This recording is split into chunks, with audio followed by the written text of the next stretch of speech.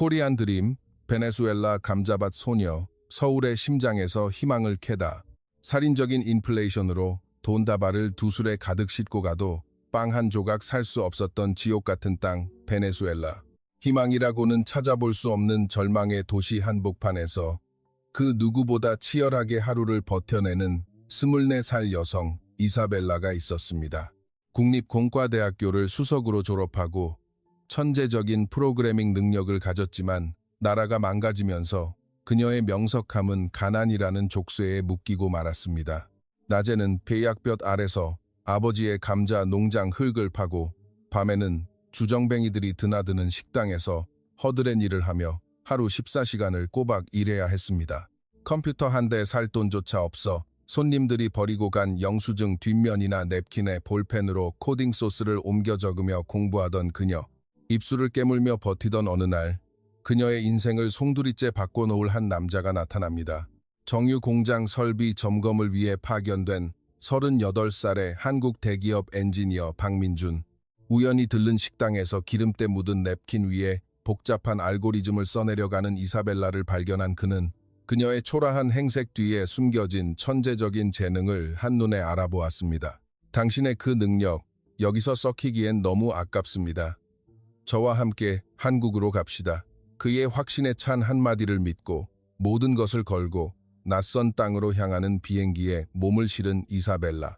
그리고 몇 년 후 월급 3만 원이 전부였던 그녀에게 어떤 기적이 일어났을까요? 쓰레기 더미 같던 현실에서 기회의 땅, 한국을 만나 만개한 이사벨라의 인생 역전 드라마. 지금부터 그 기적 같은 이야기를 함께 들어보시죠. 제 이름은 이사벨라입니다. 제 고향은 남미의 베네수엘라, 그 중에서도 수도 카라카스에서 차로 1시간 정도 떨어진 로스테케스라는 지역입니다. 제가 태어난 1994년, 어른들은 우리 조국을 남미의 사우디아라비아라고 불렀습니다. 땅만 파면 검은 황금, 석유가 끝없이 솟아나 1리터의 물보다 1리터의 휘발유가 더 쌌던 말 그대로 축복받은 땅이었습니다. 저의 아버지는 정직한 감자 농부였습니다. 비옥한 토양 덕분에 아버지가 땀 흘려 일군 농장은 우리 3남매를 배불리 먹이기에 충분했습니다.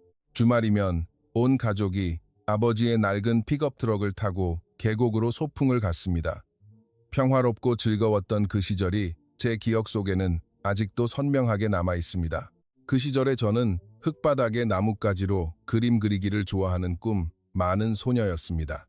아버지는 그런 저를 보며 우리 이사벨라는 나중에 위대한 학자가 될 거야 라고 말씀하시며 거친 손으로 제 머리를 쓰다듬어 주셨습니다. 투박했지만 세상 무엇보다 따뜻했던 그 손길에 저는 아버지의 기대에 부응하는 딸이 되고 싶었습니다.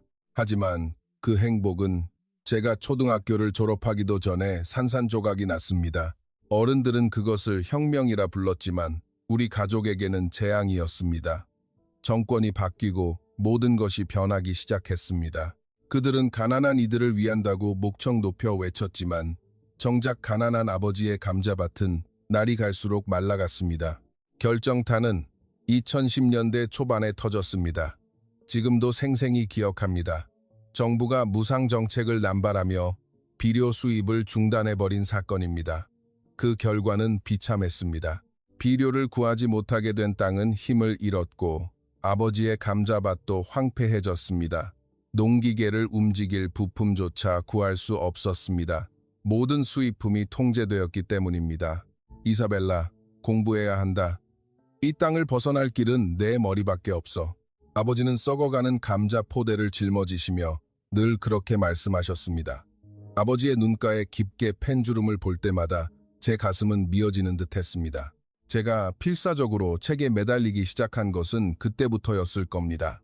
전기가 끊기면 촛불을 켜고 수학 문제를 풀었고 버스비가 없어 왕복 10km의 길을 걸어서 학교에 다녔습니다. 낡은 운동화 밑창이 닳아 발바닥에 물집이 생기고 터지기를 반복했지만 멈출 수는 없었습니다. 가난이라는 뗏에서 가족을 구해낼 동아줄은 저 하나뿐이라는 사실을 어린 나이에도 뼈저리게 깨닫고 있었기 때문입니다. 노력은 배신하지 않았습니다. 저는 베네수엘라 최고의 명문 국립공과대학교 컴퓨터공학과에 수석으로 입학했습니다. 합격 통지서를 받은 날 아버지는 동네 잔치를 열고 싶어 하셨지만 그럴 돈이 없어 낡은 라디오로 음악을 크게 트는 것으로 대신했습니다. 저는 그것만으로도 충분히 행복했습니다. 하지만 캠퍼스의 낭만, 그런 것은 저에게 사치였습니다. 저는 노트북 한 대 살 돈조차 없었습니다. 수업 시간, 교수님의 화려한 코딩 시연을 보며 저는 노트에 미친 듯이 필기했습니다. 다른 학생들이 최신형 노트북 키보드를 두드릴 때 저는 100원짜리 볼펜으로 종이 위에 코딩을 했습니다. 종이 위에서 로직을 짜고 머릿속으로 컴파일을 했습니다.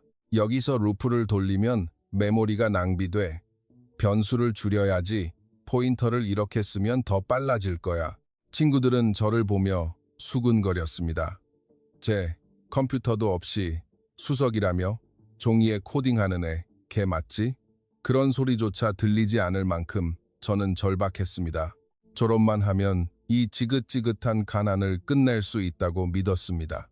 졸업장만 손에 쥐면 글로벌 IT 기업에 취직해 가족들을 굶주림에서 구해낼 수 있다고 굳게 믿었습니다. 그 희망 하나로 버티고 또 버텼습니다. 하지만 2018년 제가 대학을 졸업했을 때 마주한 조국의 현실은 그야말로 지옥이었습니다. 살인적인 인플레이션은 화폐를 그저 종이 조각으로 만들었습니다. 길바닥에는 돈다발이 쓰레기처럼 굴러다녔지만 그 돈으로는 빵 한 조각도 살 수 없었습니다. 슈퍼마켓 진열대는 텅 비었고 사람들은 쓰레기통을 뒤져 썩은 고기를 찾았습니다. 병원에는 약이 없어 아이들이 속수무책으로 죽어갔습니다.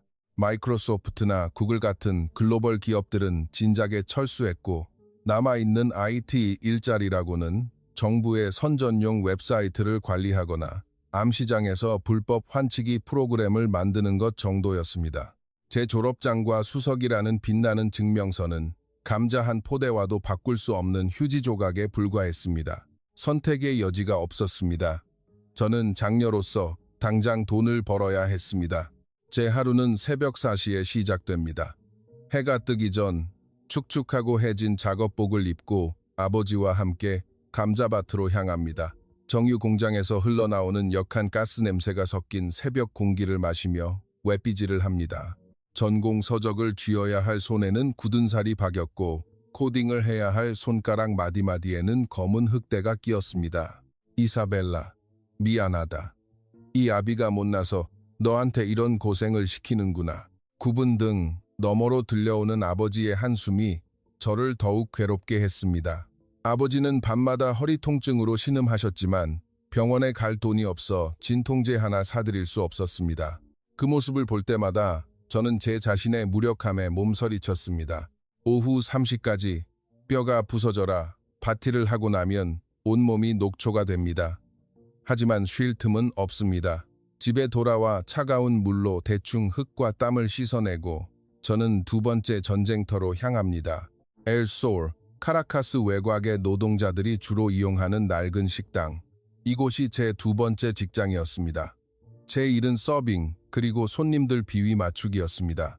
땀 냄새와 값싼 술 냄새가 진동하는 그곳은 제게 또 다른 지옥이었습니다.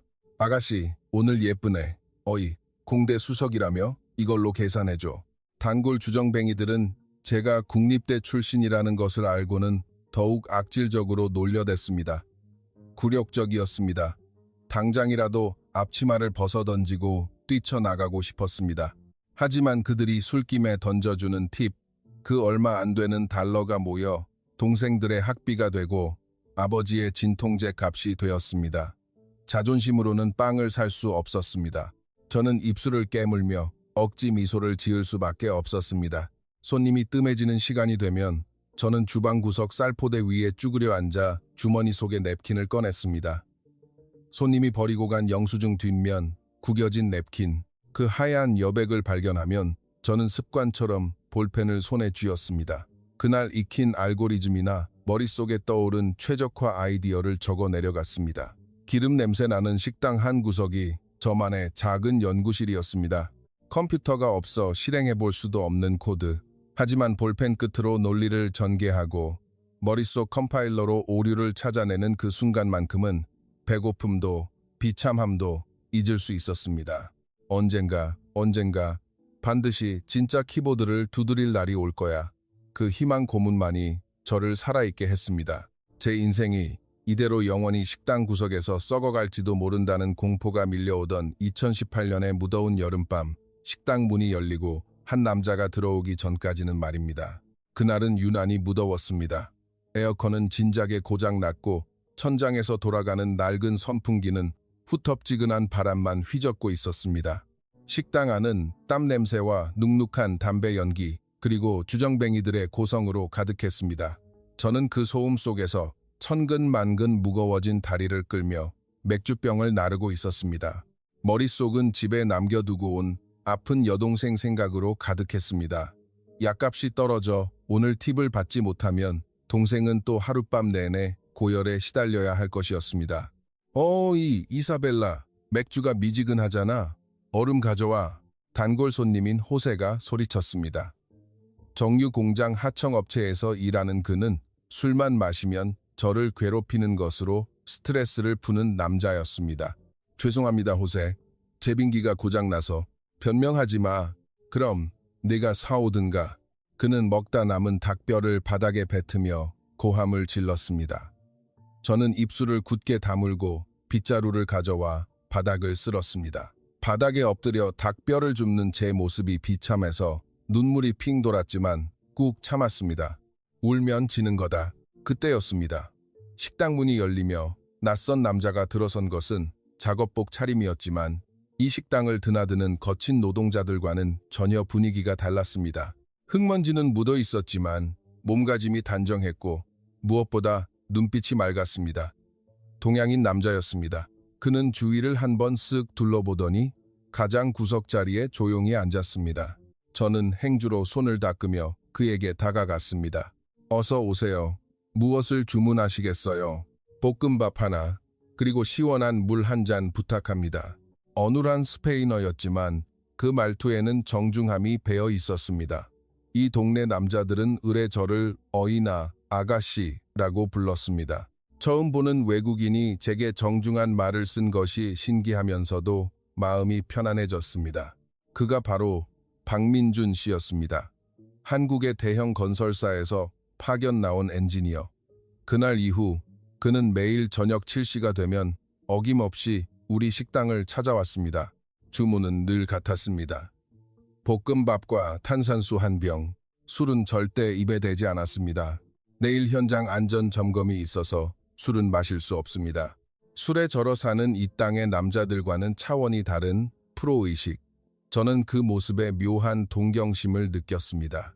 그가 식사하는 30분 남짓한 시간은 제게 하루 중 유일하게 숨통이 트이는 시간이었습니다. 손님이 적을 때면 그는 제게 말을 걸어주었습니다. 오늘 농장 일은 힘들지 않았나요? 이사벨라 씨는 웃는 모습이 참 예쁘네요. 힘들어도 웃음을 잃지 마세요. 사소한 대화였지만 그 속에 담긴 따뜻한 배려가 멍든 제 마음을 조금씩 녹여주었습니다. 그는 저를 식당 종업원이기 이전에 존중받아야 할 한 명의 인간으로 대해주었습니다. 사건은 그가 식당에 오기 시작한 지 일주일이 지난 밤에 일어났습니다. 그날은 월급날이라 식당은 발 디딜 틈 없이 붐볐습니다. 호세와 그 일행들이 잔뜩 취해서 들이닥쳤습니다. 이미 다른 곳에서 마시고 왔는지 눈이 풀려 있었습니다. 이야, 이사벨라. 오늘 오빠가 돈 좀 벌었다. 이리 와서 술 한 잔 따라봐. 호세가 돈다발을 흔들며 제 손목을 확 낚아챘습니다. 시커먼 그의 손이 제 손목을 파고들었습니다. 놓으세요. 저는 서빙만 합니다. 튕기기는 야, 내가 좋은 대학 나오면 뭐해. 지금은 내 술 시중이나 드는 신세잖아. 그는 낄낄거리며 제 허리에 손을 감으려 했습니다. 식당의 다른 손님들도 그저 재미있다는 듯 구경만 할 뿐이었습니다. 이러지 마세요. 제가 비명을 지르며 그를 밀치자 호세의 표정이 험악하게 일그러졌습니다. 이게 어디서 버르장군 없이 돈이면 다 되는 거 아니었어? 그가 손을 번쩍 쳐들었습니다. 저는 눈을 질끈 감고 다가올 고통에 대비했습니다. 퍽 하는 둔탁한 소리가 났습니다. 오소르 메어 히라케루토 메노마에니 미시라누세 나카가 아따. 조심스럽게 눈을 뜨자 눈앞에 낯선 등이 있었습니다. 작업복을 입은 크지 않지만 다부진 등 민준 씨였습니다. 그가 제 앞에 버티고 서서 호세의 팔을 공중에서 붙잡고 있었습니다. 그 손 놓으시죠. 낮지만 차가운 목소리. 시끄러운 식당의 소음을 한순간에 잠재우는 위압적인 목소리였습니다. 술을 마셨으면 얌전히 돌아가는 게 예의 아닙니까? 여성이 싫어하는데 무슨 짓입니까? 호세가 팔을 뿌리치려 발버둥 쳤지만 민준 씨의 악력은 엄청났습니다. 뭐야 너? 남의 나라에서 왕 노릇이라도 하려는 거야? 이 식당의 단골 손님입니다. 조용히 식사 좀 합시다. 민준 씨는 호세의 팔을 거칠게 뿌리쳤습니다. 호세는 비틀거리며 뒷걸음질 쳤습니다. 그의 일행들이 일제히 일어섰지만 민준 씨의 차가운 시선에 기가 눌려 주춤했습니다. 살기마저 느껴질 정도로 강렬한 눈빛이었습니다. 경찰을 부르기 전에 돌아가는 게 좋을 겁니다. 여기에 CCTV가 없다고 생각하진 않겠죠. 물론 이 식당에 CCTV 따위는 없었습니다. 하지만 민준 씨의 당당한 태도에 겁을 먹은 호세 일행은 욕설을 짓거리며 도망치듯 식당을 빠져나갔습니다. 식당 안에 정적이 흘렀습니다. 민준 씨는 천천히 이쪽을 돌아보며 저를 보았습니다. 괜찮으세요? 그 짧은 한마디가 제 심장을 쿵 하고 내려앉게 했습니다. 24년 동안 저를 지켜준 남자는 아버지를 제외하고는 그가 처음이었습니다. 다리에 힘이 풀려 주저앉을 뻔한 저를 그가 부축해 주었습니다. 그의 손은 거칠었지만 따뜻했습니다. 감사합니다. 정말 감사합니다. 제 떨리는 목소리에 그는 희미하게 미소를 지어 보이더니 아무 일도 없었다는 듯 자신의 자리로 돌아가 식사를 마쳤습니다. 그날 밤 저는 집에 돌아와서도 심장의 두근거림이 멈추지 않았습니다. 그 남자의 등, 그 남자의 목소리, 그리고 저를 부축해주던 따뜻한 손의 감촉이 머릿속에서 떠나지 않았습니다. 그리고 며칠 후 운명의 순간이 찾아왔습니다. 그날은 손님이 뜸한 시간이었습니다. 민준 씨는 여느 때처럼 식사를 마치고 자리에서 노트북을 펴고 업무를 보고 있었습니다. 저는 카운터 구석에 쭈그려 앉아 주머니에 숨겨두었던 냅킨을 꺼냈습니다. 낮에 농장 일을 하며 떠올렸던 데이터 압축 알고리즘 아이디어가 머릿속을 맴돌아 좀이 쑤셨기 때문입니다. 잊어버리기 전에 빨리 적어둬야 해. 여기서 이중 포인터를 쓰고 비트 연산으로 시프트하면 저는 볼펜으로 정신없이 코드를 적어 내려갔습니다.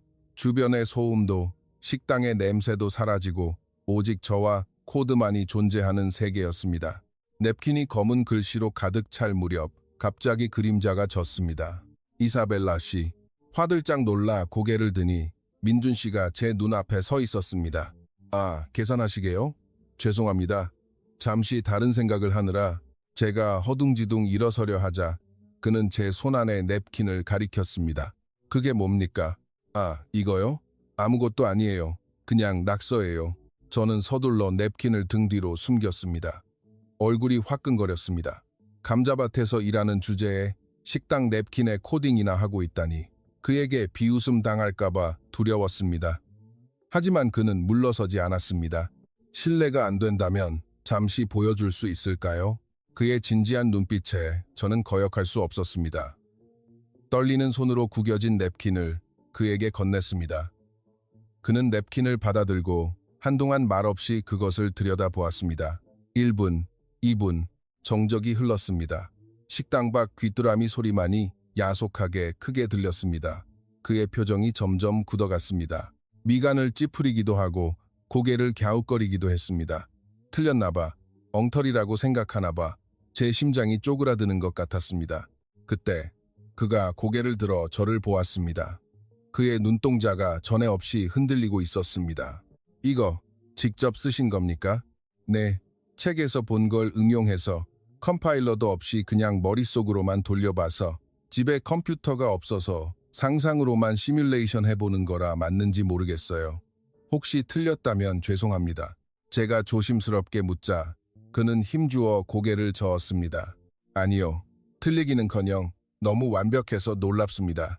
네, 우리 회사 연구소 박사들도 라이브러리 없이 이 정도로 처음부터 짜지는 못합니다. 불필요한 연산이 하나도 없어요. 로직이 너무 아름답습니다. 아름답다. 기름때 묻은 냅킨 조각에 적힌 제 꿈을 누군가 아름답다고 말해준 것은 태어나서 처음이었습니다. 가슴속 깊은 곳에서 뜨거운 무언가가 울컥 치밀어 올라 시야가 흐려졌습니다. 이사벨라 씨, 당신은 이런 곳에 있을 사람이 아닙니다. 이 재능은 신이 주신 선물이에요. 그날 밤 민준 씨는 평소와 달리 바로 돌아가지 않고 다시 자리에 앉았습니다. 그리고 저를 불렀습니다. 이사벨라 씨, 잠시 이리 와보시겠어요? 제가 다가가자 그는 자신의 노트북 화면을 제 쪽으로 돌렸습니다. 사실 지금 저희 현장 시스템에 심각한 문제가 생겼습니다. 센서 데이터를 수신하는 부분에서 병목 현상이 일어나는데 본사 지원팀에서도 원인을 못 찾고 있어요. 내일 아침까지 해결하지 못하면 공장 가동이 멈출 위기입니다. 그는 절박해 보였습니다. 당신이라면 찾을 수 있을지도 모른다는 생각이 들어서요. 한번 봐주시겠어요? 저는 꿀꺽 마른 침을 삼켰습니다. 한국 대기업의 최첨단 시스템을 저 같은 식당 종업원이 만지다니 말도 안 되는 이야기였습니다. 하지만 그를 돕고 싶었습니다. 아니, 그를 구해주고 싶었습니다. 그가 저를 구해줬던 것처럼 제가 해볼게요. 저는 의자에 앉아 노트북 앞에 섰습니다. 은빛으로 빛나는 키보드, 손끝에 닿는 차가운 금속의 감촉에 소름이 돋았습니다. 화면에는 수천 줄의 코드가 빽빽하게 적혀 있었습니다. 처음 보는 구조였지만 기본적인 문법은 제가 냅킨에 수백 번도 더 썼던 그 언어였습니다. 제 눈은 빠르게 화면을 스크롤했습니다.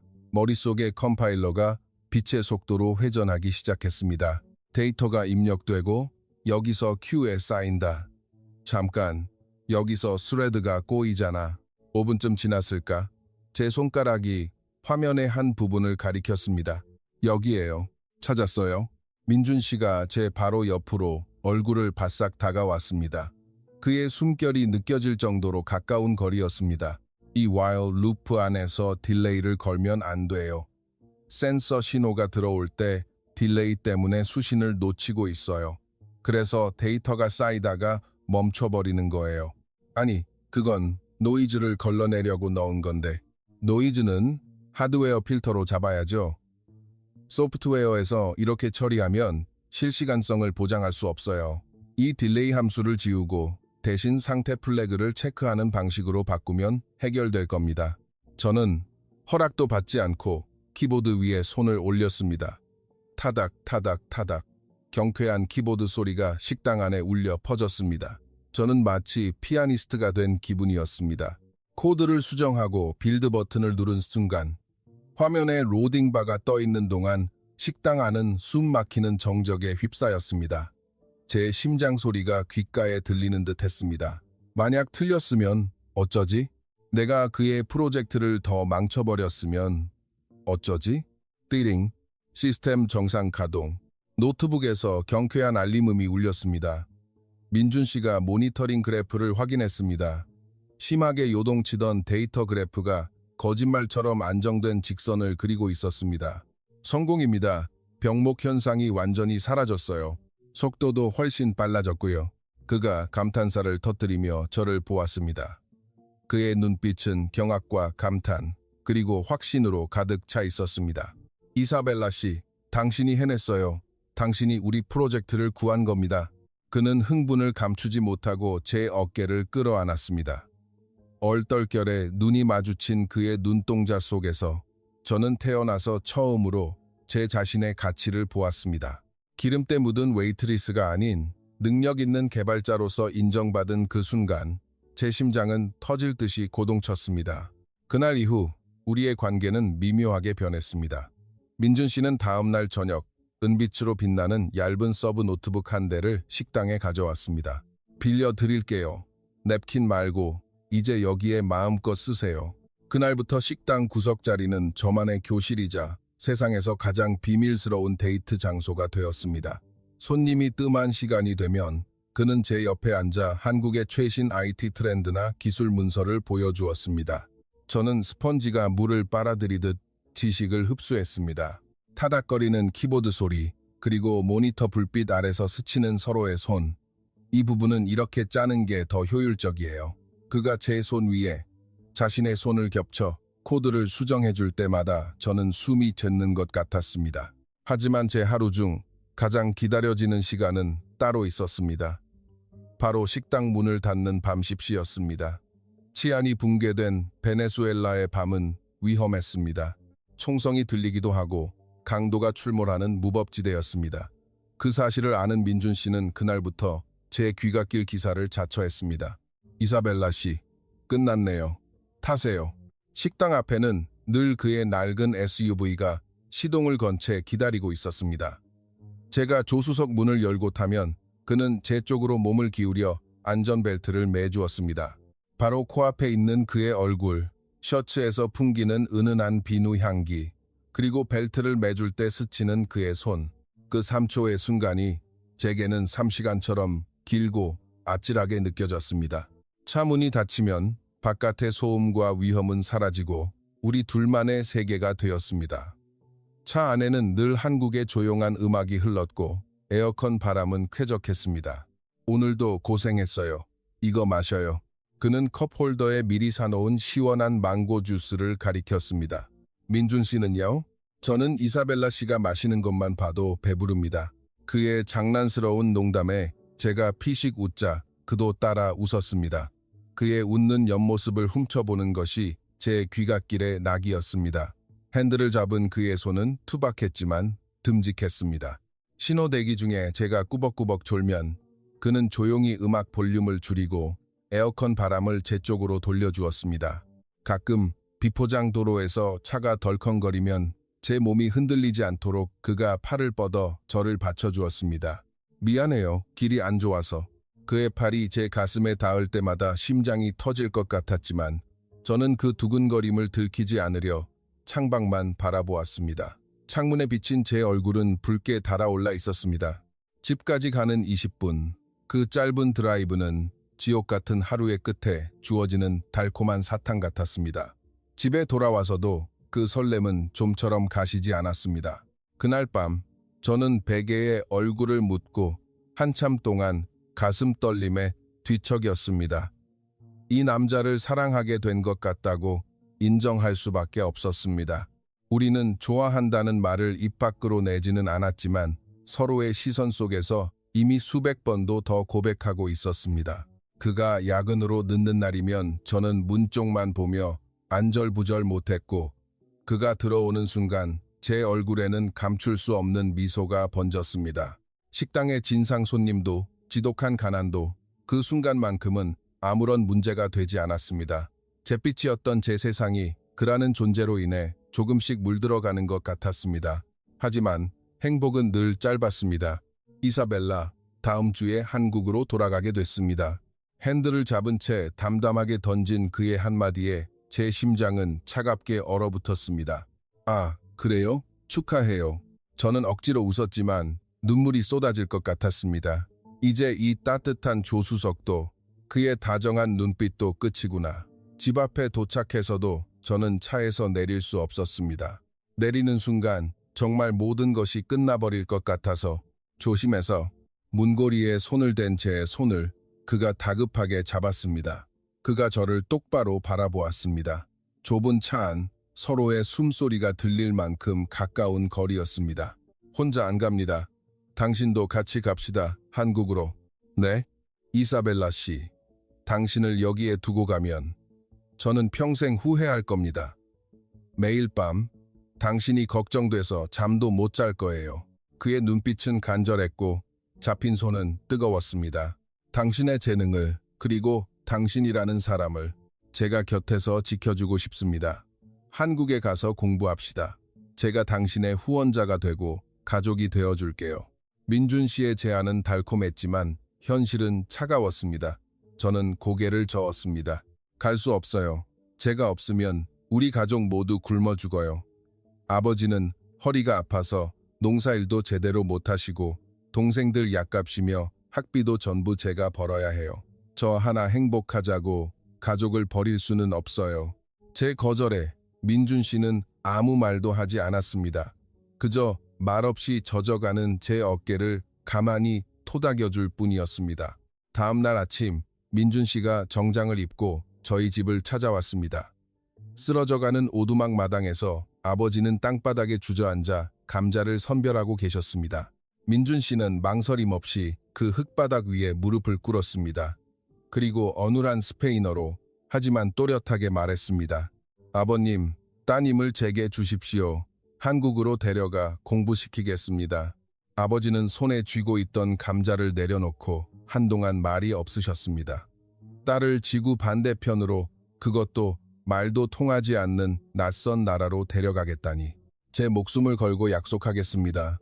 이사벨라 씨, 절대 눈물 흘리게 하지 않겠습니다. 그리고 가족분들의 생활도 제가 책임지겠습니다. 아버지는 피우던 담배를 비벼 끄시더니 거친 손으로 민준 씨의 어깨를 툭 치셨습니다. 가거라, 데려가, 부디, 사람답게 살게 해주게. 이런 지옥 같은 곳은 있고 넓은 세상에서 당당하게 살 수 있도록 해주게. 그 말을 듣는 순간 저와 어머니는 서로를 부둥켜 안고 오열했습니다. 어머니는 장롱 깊숙한 곳에서 시집 올 때 가져온 낡은 반지를 꺼내 제 손에 쥐어주셨습니다. 행복해야 한다, 우리 딸. 우리 걱정은 말고. 네가 행복하면 우린 그걸로 됐어. 착한 내 딸. 출국 당일 공항 게이트 앞. 저는 눈물 범벅이 된 얼굴로 가족 한 명 한 명과 마지막 포옹을 나눴습니다. 등 뒤에서 들려오는 막내 동생의 울음소리에 차마 돌아볼 수 없었습니다. 돌아보면 발이 떨어지지 않을 것 같아서 비행기가 활주로를 박차고 떠오르는 순간 민준 씨가 차가워진 제 손을 꼭 잡아주었습니다.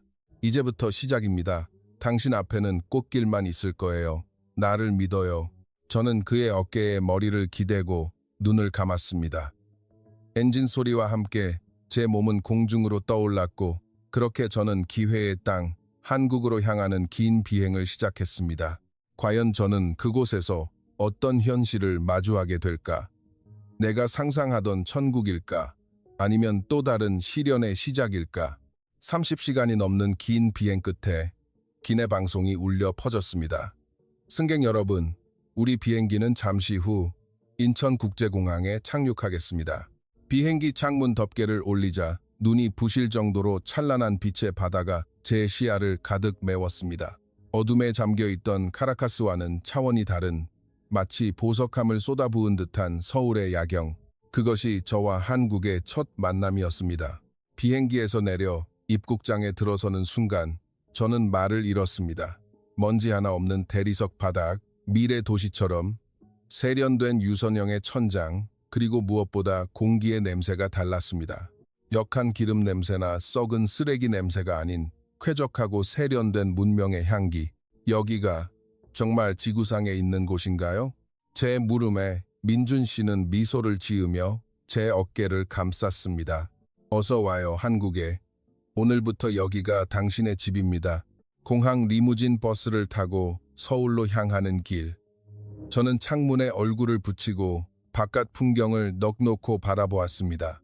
큰 강을 가로지르는 거대한 다리, 끝없이 이어진 고층 아파트 군, 그리고 한밤중인데도 대낮처럼 환하게 밝혀진 가로등.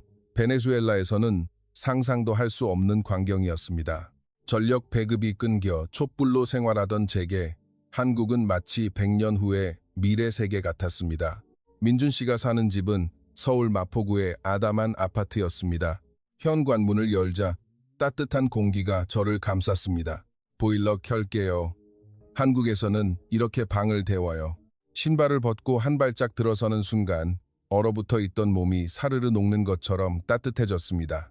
수도꼭지를 틀면 바로 나오는 뜨거운 물, 버튼 하나로 조절되는 실내 온도. 모든 것이 마법 같았습니다. 옥수수밭 옆 웅덩이에서 흙탕물을 길어 쓰던 기억이 주마등처럼 스쳐 지나갔습니다. 저는 화장실 거울을 보며 다짐했습니다. 2번 다시 그 똔수로 돌아가지 않겠어. 반드시 성공해서 이 따뜻함을 가족들에게도 나눠줄 거야. 하지만 제가 가장 큰 충격을 받은 것은 다른 것이었습니다. 바로 인터넷 속도였습니다. 다음 날 아침, 민준 씨는 제 노트북을 거실 와이파이에 연결해 주었습니다. 개발자에게 인터넷은 생명이니까요. 한번 써보세요. 저는 떨리는 손으로 구글 페이지를 열었습니다. 엔터키를 누르는 순간 화면이 순식간에 바뀌었습니다. 저는 제 눈을 의심했습니다. 베네수엘라에서는 검색 페이지 하나를 여는데 일부는 좋게 걸렸고 1기가짜리 개발 툴을 다운로드하려면 꼬박 3일 동안 컴퓨터를 켜놓고 기도를 해야 했습니다.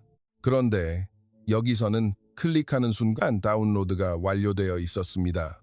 민준 씨, 이거 고장 난 거 아니에요? 벌써 다 다운로드 됐는데요? 하하, 이게 한국의 광랜입니다. 이사벨라 씨가 베네수엘라에서 몇 년 걸려 배울 것도 여기서는 한 달이면 다 배울 수 있어요. 그의 말 그대로였습니다. 압도적인 인프라는 제게 날개를 달아주었습니다. 저는 미친 듯이 공부했습니다. 민준 씨가 출근하면 저는 하루 15시간씩 책상에 앉아 있었습니다. 인터넷 강의를 입에속으로 듣고 오픈소스 코드를 실시간으로 분석하고 최신 기술 문서를 막힘없이 읽어내려갔습니다. 정보의 고속도로가 뚫리자 제 머릿속에 갇혀있던 잠재력이 폭발하기 시작했습니다. 더 이상 환경 탓은 할 수 없어. 이렇게 완벽한 지원을 받고도 성공하지 못하면 그건 내가 바보인 거야. 저는 식사 시간도 아까워 편의점 삼각김밥으로 끼니를 때우며 코딩을 했습니다. 민준 씨가 퇴근하면 저는 그날 짠 코드를 보여주며 아이처럼 자랑했습니다. 이것 보세요. 오늘 인공지능 알고리즘 하나 완성했어요. 그럴 때마다 민준 씨는 제 머리를 쓰다듬으며 세상에서 가장 흐뭇한 미소를 보여주었습니다. 잘했네. 우리 이사벨라는 정말 천재야. 저를 놀라게 한 또 한 가지는 바로 치안이었습니다. 어느 날 밤 야식을 사러 가자는 민준 씨의 말에 저는 기겁했습니다. 한밤중인데요. 밖에 나가면 위험해요. 괜찮아요. 여기는 베네수엘라가 아니니까. 나 믿고 따라와 봐요. 그의 손에 이끌려 밖으로 나섰지만 저는 골목길 그림자만 봐도 움찔하며 민준 씨의 팔에 매달렸습니다. 어디서 총알이 날아올지 강도가 튀어나올지 모른다는 공포가 뼛속까지 스며들어 있었기 때문입니다. 하지만 편의점에 도착했을 때 저는 충격을 받았습니다. 환하게 불이 켜진 매장 안에서 혼자 라면을 먹고 있는 여학생, 이어폰을 끼고 조깅을 하는 사람들, 아무도 뒤를 경계하지 않았고 누구도 두려워하지 않았습니다. 이것이 자유구나. 안전하다는 것이 얼마나 큰 자유인지 저는 한국에 와서 처음 알았습니다. 그날 밤 편의점 앞 벤치에서 먹었던 컵라면의 맛은 평생 잊지 못할 해방의 맛이었습니다. 그렇게 1년이 흘렀습니다. 민준 씨의 헌신적인 지원 덕분에 제 한국어 실력은 일취월장했고 개발 능력은 이미 현업 수준을 넘어섰습니다. 민준 씨는 저를 위해 한국어 학원비를 내주었고 주말에는 도서관에 데려가 전공 서적을 사주었습니다. 그는 제 후원자이자 선생님이자 최고의 남편이었습니다. 드디어 때가 왔네요. 어느 날 저녁 민준 씨가 구인 공고 하나를 보여주었습니다. 국내의 유망한 IT 스타트업 기업의 경력 개발자 공채였습니다. 당신 실력이면 충분해요. 국적이나 학벌이 아니라 코드로만 승부하면 돼요. 블라인드 테스트니까 해볼만 해요. 저는 떨리는 마음으로 이력서를 제출했습니다. 학력, 베네수엘라 국립공과대학교 졸업, 경력, 감자 농장 및 식당 근무. 누가 봐도 불합격이 뻔한 이력서였습니다. 하지만 저는 포트폴리오란에 그동안 제가 짜왔던 코드를 모아 만든 최적화 알고리즘 샘플을 첨부했습니다. 냅킨에 휘갈겨 쓰던 그 꿈이 이제는 당당한 포트폴리오가 되어 세상에 나갈 준비를 마친 것입니다. 일주일 후 모르는 번호로 전화가 걸려왔습니다. 축하합니다. 서류 전형에 합격하셨습니다. 면접에 참석해 주시기 바랍니다. 기적이었습니다. 민준 씨는 저를 끌어안고 펄쩍펄쩍 뛰었습니다. 거봐요. 할 수 있다고 했잖아요. 면접 당일 서울의 세련된 빌딩 로비에 들어서자 기가 죽었습니다. 면접 대기실에는 깔끔한 정장을 차려입은 경쟁자들이 긴장한 표정으로 앉아 있었습니다. 외국인은 저 하나뿐이었습니다. 모두가 저를 힐끔거리며 수근거렸습니다. 외국인 전형인가? 베네수엘라? 거기 나라 망하지 않았나? 귀에 박히는 비수 같은 말들. 저는 주먹을 꽉 쥐었습니다. 보여주겠어. 내가 감자밭에서 무엇을 갈고 닦았는지, 냅킨 위에 무엇을 그려왔는지를. 제 차례가 되어 면접장에 들어섰습니다. 3명의 면접관이 흥미롭다는 듯 혹은 의심의 눈초리로 저를 쳐다보고 있었습니다. 이사벨라 씨, 이력이 독특하시네요. 졸업 후 공백기가 있는데 이 기간에는 무엇을 하셨습니까? 가장 걱정했던 질문이었습니다. 저는 크게 숨을 들이쉬고 서툴지만 또렷한 한국어로 대답했습니다. 네, 낮에는 감자밭에서 일하고 밤에는 식당에서 서빙을 했습니다. 면접관들이 술렁였습니다. 실소를 터뜨리는 사람도 있었습니다. 개발자 면접에서 감자밭이라. 그럼 코딩 감각은 다 잊어버리셨겠네요. 기술은 하루가 다르게 발전하는데 압박 질문이 날아왔습니다. 저는 눈을 똑바로 마주보며 대답했습니다. 아니요. 저는 컴퓨터가 없어서 손님들이 버리고 간 영수증 뒷면에 매일 코딩을 했습니다. 컴파일러는 제 머릿속에 있었습니다. 단 하루도, 단 한순간도 코드에서 벗어난 적이 없습니다. 면접장이 조용해졌습니다. 면접관 중 가장 직급이 높아 보이는 사람이 안경을 고쳤으며 말했습니다. 말은 누구나 할 수 있죠. 그럼 증명해 보시겠습니까? 그는 화이트보드용 마커를 제게 건넸습니다. 현재 저희 회사 서버 트래픽 처리 알고리즘에 약간의 문제가 있는데 이 화이트보드에 즉흥적으로 코드를 짜보세요. 시간은 10분입니다. 기회였습니다. 저는 마커를 받아들고 화이트보드 앞에 섰습니다. 새하얀 보드. 그것은 제게 2년 전 기름때 묻은 식당 영수증 뒷면과 같았습니다. 눈을 감자 식당의 소음과 감자밭의 열기가 떠올랐습니다. 그리고 민준 씨가 사준 노트북으로 밤새워 공부했던 한국의 최신 기술들이 머릿속에서 조합되기 시작했습니다. 시작. 저는 막힘없이 코드를 써 내려갔습니다. 마커가 화이트보드를 두드리는 소리만이 정적을 채웠습니다. 보드 가득 복잡한 수식과 코드가 채워져 갔습니다. 일반적인 방식이 아닌 메모리 사용량을 극한까지 줄인 저만의 헝그리한 코딩 스타일. 자원이 부족한 환경에서 단련된 저만의 무기였습니다. 다 됐습니다. 제가 마커를 내려놓자 면접관들의 표정이 바뀌어 있었습니다. 처음에 조소는 사라지고 경악과 감탄이 그 자리를 지배하고 있었습니다. 이 부분, 이중 포인터로 큐를 직접 구현하신 겁니까? 라이브러리를 쓰지 않고? 네. 베네수엘라에서는 컴퓨터 사양이 낮아 라이브러리를 쓰면 지연이 생기는 경우가 있어서요. 그래서 직접 구현하는 게 습관이 됐습니다. 면접관은 어이없다는 듯한 웃음을 터뜨렸습니다. 우리 회사 10년차 수석 연구원도 귀찮아서 이렇게는 안 짭니다. 대단하네요. 헝그리 정신이 기술을 만난 셈이군요. 면접이 끝나고 밖으로 나오자 다리에 힘이 풀려 주저앉을 뻔했습니다. 로비에서 안절부절 못하며 기다리던 민준 씨가 저를 발견하고 달려왔습니다. 어땠어요? 잘 봤어요? 저는 아무 말 없이 그에게 안겨 엉엉 울었습니다. 잘 봤는지는 더 이상 중요하지 않았습니다. 그저 제가 가진 모든 것을 쏟아부었다는 것, 한국이라는 무대에서 제 실력을 증명해 보였다는 것만으로도 가슴이 벅찼습니다. 민준 씨는 제 등을 토닥이며 말했습니다. 고생했어요.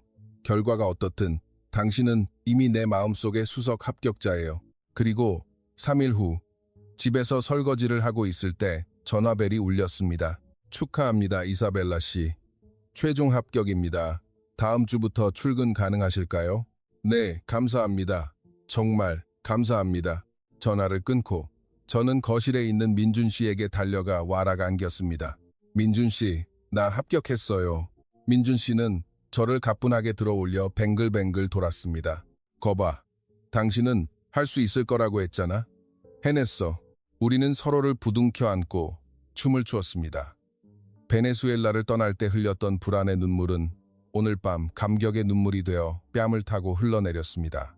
창밖으로 보이는 서울의 야경이 그 어느 때보다 아름답게 빛나고 있었습니다. 감자밭 소녀가 한국 IT 기업의 사원증을 목에 거는 순간이었습니다. 하지만 기쁨도 잠시, 입사 첫날부터 시련은 시작되었습니다. 출근 첫날, 제 자리에 놓인 최신형 듀얼 모니터와 인체공학 의자는 꿈만 같았지만 동료들의 시선은 차가웠습니다. 특채인가? 외국인이 어떻게 들어왔지? 말은 통하나? 일일이 다 가르쳐줘야 하는 거 아니야? 탕비실에서 들려오는 수군거림.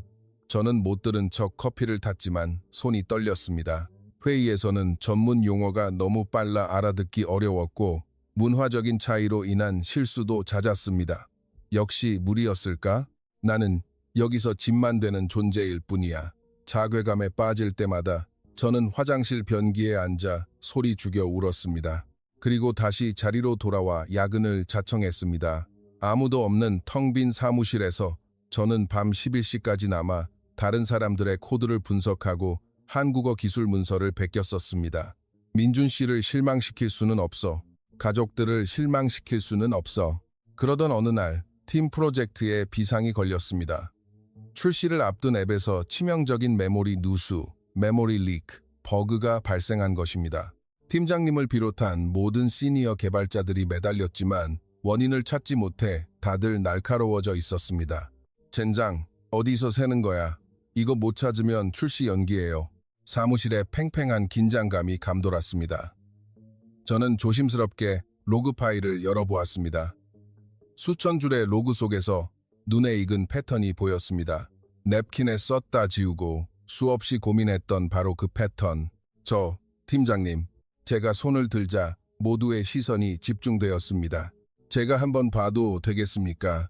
거기 32번째 줄 이미지 처리 함수에서 메모리가 해제되지 않고 있는 것 같습니다. 팀장님은 반신반의하며 코드를 확인했습니다. 그리고 1분도 채 되지 않아 진짜네? 와, 이걸 어떻게 찾았어요? 다들 놓치고 있었는데. 사무실에 감탄사가 터져나왔습니다. 동료들이 제 자리로 모여들었습니다. 이사벨라 씨, 대단하다. 관찰력이 장난 아니네. 죄송합니다. 지금까지 오해했어요. 정말 실력 있는 분이었네요. 그날을 기점으로 저를 보는 동료들의 눈빛이 달라졌습니다. 특채, 외국인이 아닌 실력 있는 동료로 인정받은 것입니다. 퇴근길 발걸음은 구름 위를 걷는 것처럼 가벼웠습니다. 그리고 드디어 입사 한 달 후 기다리고 기다리던 첫 월급날이 되었습니다. 점심시간 스마트폰 은행 앱에 알림이 떴습니다. 입금 3,500영원. 저는 그 숫자를 보고 숨이 멎는 줄 알았습니다. 베네수엘라 식당에서 한 달 내내 일하고 밭에서 감자를 캐서 벌었던 돈은 고작 25달러, 약 3만 원이었습니다. 그런데 한국에서의 첫 월급은 350만 원. 고향에서는 꼬박 10년 동안 한 푼도 쓰지 않고 모아야 만질 수 있는 큰 돈이 단 한 달 만에 들어온 것입니다. 저는 이 돈을 어떻게 쓸까 행복한 고민에 빠졌습니다. 가장 먼저 떠오른 것은 고향의 부모님이었지만 제 곁에서 저를 지탱해준 한국의 가족을 먼저 챙기고 싶었습니다. 점심시간, 저는 회사 앞 백화점으로 달려갔습니다. 가장 먼저 산 것은 남편인 민준 씨의 겨울 패딩 점퍼였습니다. 지난 1년 동안 저를 돌보느라 자신은 소매가 다 해진 낡은 외투 하나로 버텨온 남편. 그 낡은 등을 볼 때마다 가슴이 아팠는데 이제 제가 번 돈으로 최고급 브랜드의 따뜻한 패딩을 사줄 수 있는 것입니다. 그리고 시부모님을 위한 패딩과 용돈 봉투도 준비했습니다. 무일푼 외국인 며느리를 먼 나라에서 오느라 고생 많았다며 친딸처럼 안아주시던 시어머니의 따뜻한 품이 잊히지 않았습니다. 퇴근 후 남편과 함께 시댁에 들러 선물을 드렸습니다. 어머, 이게 다 뭐니? 너도 돈 여유 없을 텐데. 이런 비싼 걸. 시어머니는 패딩을 만져보며 아이처럼 좋아하시면서도 한편으로는 미안해하셨습니다. 어머니, 아버님, 부족한 저를 며느리로 받아주셔서 감사합니다. 이건 제 첫 월급으로 산 거예요. 올겨울 따뜻하게 보내세요. 제가 서툰 한국어로 진심을 담아 말씀드리며 용돈 봉투를 건네자 무뚝뚝하시던 시아버지도 헛기침을 하시며 눈시울을 붉히셨습니다. 허허, 며느리가 돈 벌어서 용돈을 다 주네. 고맙다, 아가야. 우리 민준이 장가 잘 갔다. 그날 저녁, 시댁 식구들과 함께한 밥상은 세상 어떤 진수성찬보다 따뜻하고 배불렀습니다. 집에 돌아온 깊은 밤, 저는 남은 월급 중에서 1억만 원을 베네수엘라 가족에게 송금했습니다. 송금 완료 버튼을 누르자마자 친정 어머니께 영상 통화를 걸었습니다. 엄마, 나 첫 월급 탔어. 그래서 1억만 원 보냈어. 그동안 돈 못 보내줘서 미안해. 제 말이 끝나기도 전에 화면 너머에서 어머니가 울음을 터뜨리셨습니다. 이사벨라, 고맙다. 정말 고마워. 그런데 있지. 어머니는 옆에 계신 아버지를 보며 머뭇거리셨습니다. 사실은 박서방이 그동안 매달 생활비를 보내줬단다. 네? 그게 무슨 소리예요? 네가 한국에서 공부하는 동안 걱정하지 말라면서 박서방이 매달 50만 원씩 꼬박꼬박 보내줬어. 네가 알면 미안해할까봐 절대 말하지 말라고 신신당부를 해서 우리가 말을 못했어. 아버지가 화면 앞으로 다가와 손수건으로 눈물을 닦으셨습니다. 이사벨라, 너 정말 좋은 남편 만났다. 박서방 아니었으면 우린 진작에 굶어 죽었을 거야. 내 동생들 학비도 다 박서방이 내줬단다. 저는 멍하니 전화를 끊고 옆에 앉아있는 민준 씨를 바라보았습니다. 그는 아무것도 모른다는 얼굴로 TV를 보고 있었습니다. 민준 씨, 응? 왜 그래? 부모님이 뭘 하셔? 왜 말 안 했어요? 왜? 바보같이 혼자 다 짊어지고 있었어요? 제가 목맨 소리로 묻자 민준 씨는 그제야 멋쩍은 듯 뒷머리를 긁적였습니다. 아, 장인어른께 들었구나. 별거 아니야. 당신 공부에 집중 못할까봐 그랬지. 50만 원이면 민준 씨 용돈 거의 전부잖아요. 자신은 옷 한 벌 안 사입고 저는 그 자리에 주저앉아 남편을 붙잡고 엉엉 울었습니다. 50만 원. 베네수엘라에서는 1년 넘게 살 수 있는 돈이었습니다. 제가 아무 걱정 없이 공부하고 취업 준비를 하는 동안 남편은 묵묵히 제 가족의 생명줄을 지탱해주고 있었던 것입니다. 미안해. 그리고 고마워. 평생에 걸쳐서 갚을게. 민준 씨한테 정말 잘할게. 민준 씨는 제 등을 토닥이며 다정하게 말했습니다. 갚기는 뭘? 장인, 장모님도 이제 내 부모님이야. 가족끼리 그런 계산하는 거 아니야. 당신이 이렇게 훌륭하게 취업해서 첫 월급 받아온 것만으로도 나는 이미 다 보상받았어. 그날 밤 저는 남편의 품에 안겨 창밖을 바라보았습니다. 서울의 야경이 별처럼 빛나고 있었습니다. 월급 3만 원의 감자밭 소녀가 한국에서 연봉 4천만 원의 개발자가 되고, 그리고 무엇보다 세상에서 가장 따뜻한 남자를 남편으로 맞이한 기적. 이제는 제가 그 기적을 갚을 차례였습니다.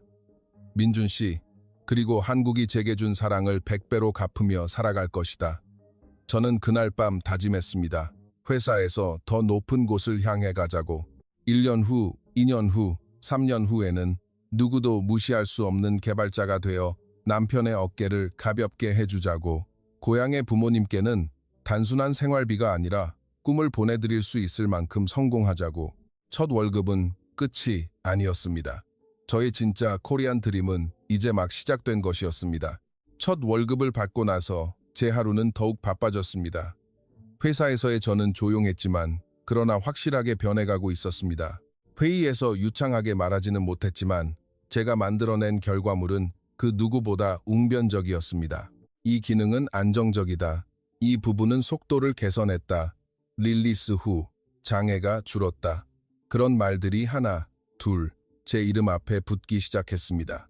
어느새 팀 채팅방에 질문이 올라오면 다들 제 대답을 기다리게 되었습니다.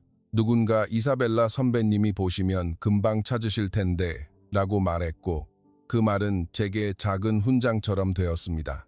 입사 후 몇 년이 지나자 회사는 제게 더 큰 책임을 맡기기 시작했습니다. 중요 서비스의 핵심 모듈 설계나 신입 개발자 교육 같은 일도 맡게 되었습니다.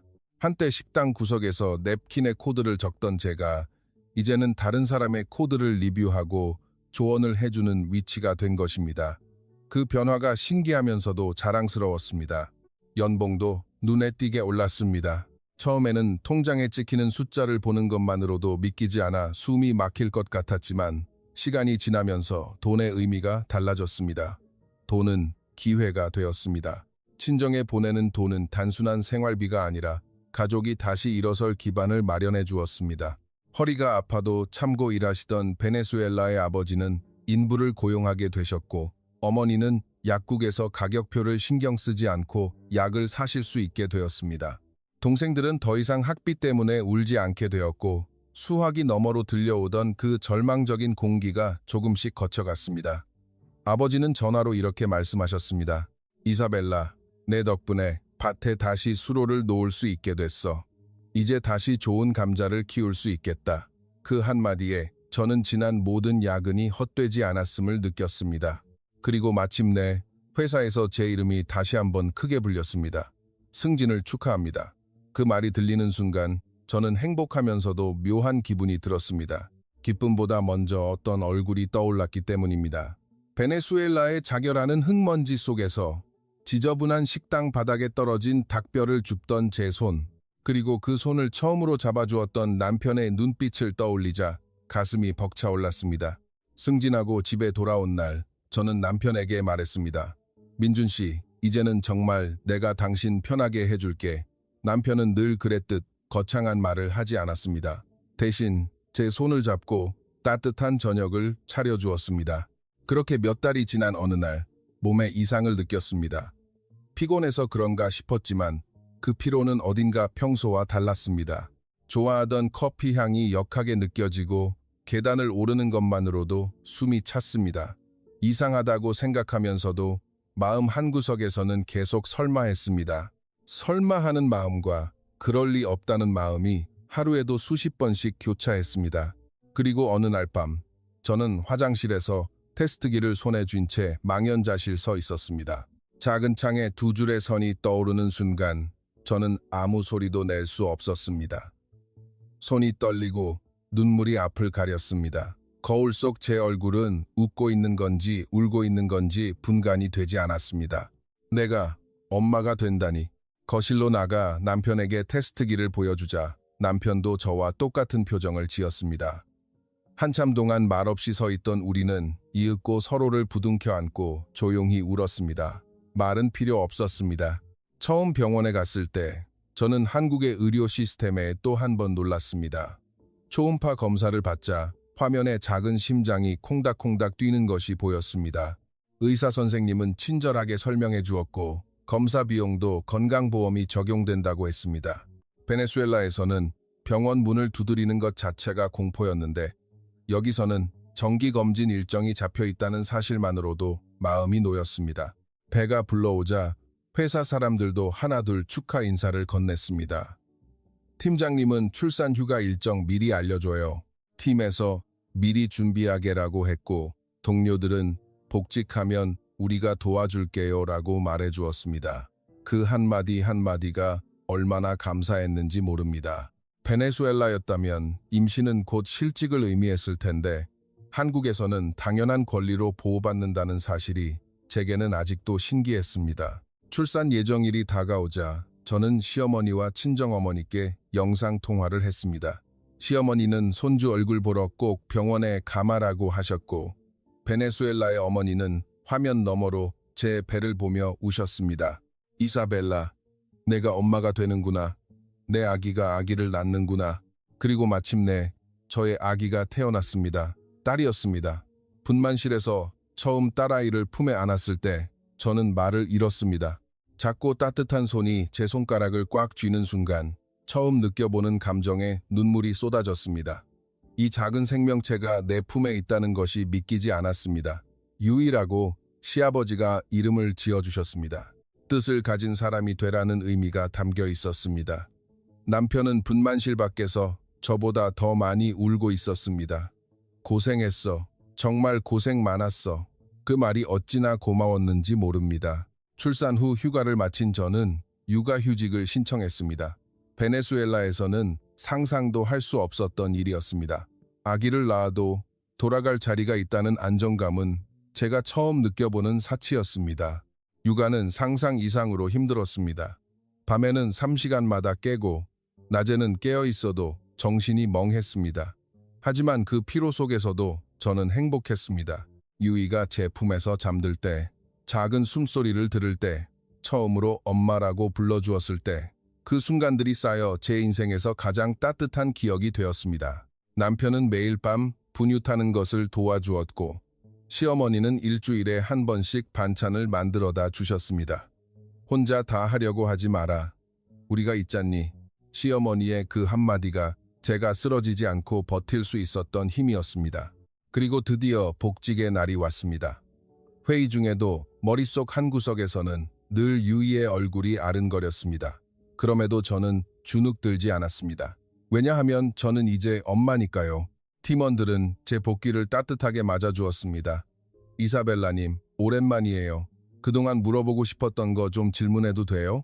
제가 없는 동안 밀렸던 업무를 정리해준 사람도 있었고, 육아랑 병행하려면 힘들죠? 저도 그랬어요. 라며 먼저 말을 걸어주는 사람도 있었습니다. 저는 그때서야 깨달았습니다. 제가 한국에서 얻은 것은 돈뿐만이 아니라 사람들의 따뜻한 정이었다는 것을. 지금의 저도 여전히 바쁩니다. 아침에는 남편과 유이를 챙겨 아침을 먹이고 회사에 가서 열심히 일하고 집에 오면 다시 유이를 돌봅니다. 주말에는 가족과 함께 근교로 나들이를 가거나 키즈 카페에 가고 가끔 시댁에 들러 밥을 먹습니다. 정말 바빠서 때로는 눈코 뜰 새 없는 매일. 하지만 이 일상이 저는 너무나 소중합니다. 왜냐하면 이 일상이 결코 당연한 것이 아님을 저는 알고 있기 때문입니다. 베네수엘라에서 감자밭을 일굴 때 저는 내일이라는 말을 좋아하지 않았습니다. 내일도 분명 배가 고플 것이고 내일도 전기는 끊길 것이고 내일도 아무것도 변하지 않을 테니까. 하지만 한국에서 저는 배웠습니다. 내일은 오늘보다 나아질 수 있다는 것을, 노력은 배신하지 않는다는 것을, 그리고 누군가의 손을 잡으면 혼자서는 갈 수 없는 곳까지 갈 수 있다는 것을. 요즘 저는 새로운 꿈을 꿉니다. 베네수엘라에 있는 가족들을 한국으로 초대하는 것, 밤에도 안심하고 길을 걷게 해주는 것, 그리고 병원에서 세계 최고 수준의 의료를 직접 경험하게 해주는 것. 동생들에게 내일은 괜찮을까가 아니라 내일은 뭘 할까? 라고 말하게 해주는 것. 아직 그 꿈은 멀게 느껴집니다. 하지만 저는 알고 있습니다. 불가능해 보였던 일도 한 걸음 한 걸음 나아가다 보면 언젠가는 도착할 수 있다는 것을. 바로 저 자신이 그 증거이니까요. 저는 한국에서 일하고 사랑하고 아이를 키우며 살아가는 자랑스러운 워킹맘 이사벨라입니다. 그리고 저의 코리안 드림은 오늘도 계속되고 있습니다.